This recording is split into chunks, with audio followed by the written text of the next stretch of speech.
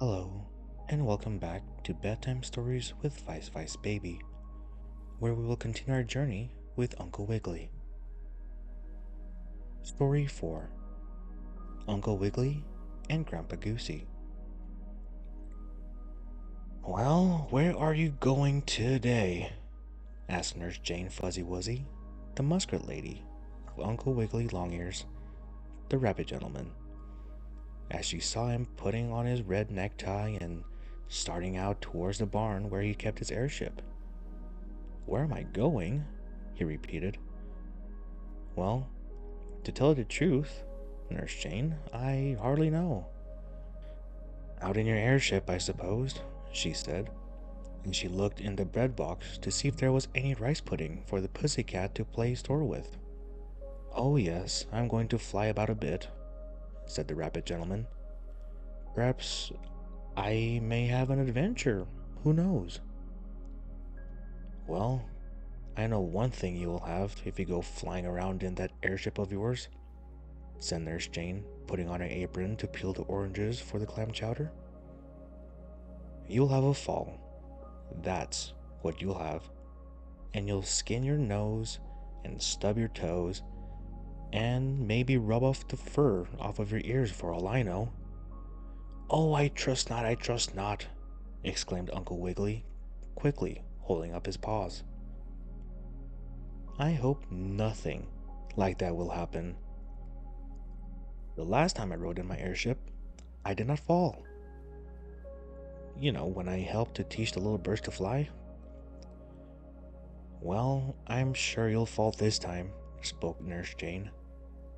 You are not very cheerful this morning, laughed Uncle Wiggily. Have no fear. I will come back safe and sound. Well, all the same, you had better take some court plaster along in case you scratch your twinkling nose on a bramblebriar bush, said the muskrat lady. So, Uncle Wiggily took the court plaster with him. Then, he went for a ride in his queer airship.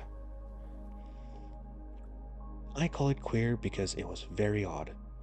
The old rabbit gentleman's airship was made of a clothes basket with a lot of toy circus balloons tied to it to make it rise up. In back, there was a whizzy electric fan to make the airship go along like an automobile. And there was a baby carriage wheel to steer by. On top of all this was a big Japanese umbrella fastened over the balloons to keep hailstones from pelting holes in them and making them burst. It happened once, and Uncle Wiggily and his airship had a dreadful fall, just like Humpty Dumpty. But I will not fall today, said Uncle Wiggily as he got in the clothes basket and sat on the sofa cushions. He had taken the airship outside the barn, and as he loosened the string that held it fast, up it shot into the air, just like a balloon. Then, Uncle Wiggily started the electric fan, and away he went as nicely as you please. Oh, there he goes! Cried Sammy and Susie Littletail, the rabbit children, as they stood on the ground below and watched him. Please take us for a ride, Uncle Wiggily, they begged. Not now, my dears, he said kindly. Some other time I will. You must go to school now.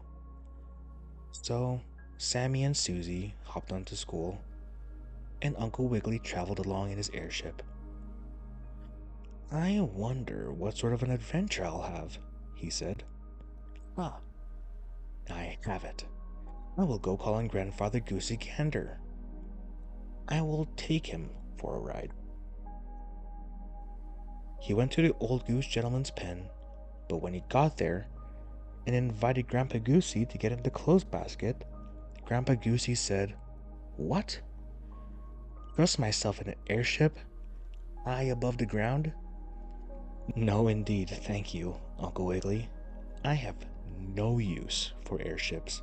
They're too dangerous. They are no good.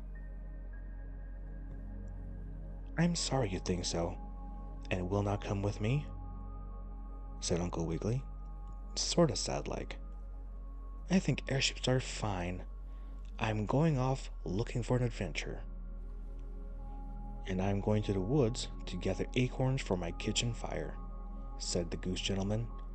But I'm going to walk. It is safer by far. Airships are not good for animals like us. Well, I think they are, spoke Uncle Wiggily as he rose in the air again. The rabbit gentleman circled around, flying along in his closed basket airship, and he was having a fine ride. But no adventure happened to him. By and by, after a while, not so very long, Uncle Wiggily found himself flying over a big woods. I wonder if this is the forest where Grandfather Goosey went to gather acorns, thought Uncle Wiggily. If it is, maybe he'll be so tired if he's here that he will be glad to ride home in my airship. Pretty soon, the old rabbit gentleman heard a loud quacking noise. He looked down, and what do you think he saw? Why, old goose gentleman was caught fast in a trap by both legs. Some hunter had set a trap to catch a fox, and poor Grandfather Goosey Gander had stepped into it by mistake. There he was, held fast. "Oh dear," cried Grandpa Goosey. "What shall I do? I've tried to get out and I can't. I've called for help, but no one comes to me. I am away off in the woods alone, and here I must die in the trap. Oh, I wish I had even gone on Uncle Wiggily's airship. Oh, will no one help me?" "Yes, I will help you," cried the rabbit gentleman. "Here I am, Grandpa Goosey." And wasn't the goose gentleman surprised when he looked up and saw his rabbit friend in the airship over his head? Oh, he certainly was surprised. Uncle Wiggily made his airship go down, and then soon helped Grandpa Goosey out of the fox trap. He put some court plaster on the goose gentleman's scratched legs and asked, "Now will you ride home in my airship?" "Indeed I will," said Grandpa Goosey. "Airships are good after all. I'm sorry I said they were not." "Pray did I mention such a thing? I know you didn't mean it," Uncle Wiggily said. Then he and Grandpa Goosey rode safely home through the air, and if the black bird on our fence didn't pick all the clothespin off of the chocolate cake, I'll tell you next about Uncle Wiggily and the fire. Thank you for tuning in to this episode of Bedtime Stories with Vice Vice Baby. I hope you all have a good night and sweet dreams.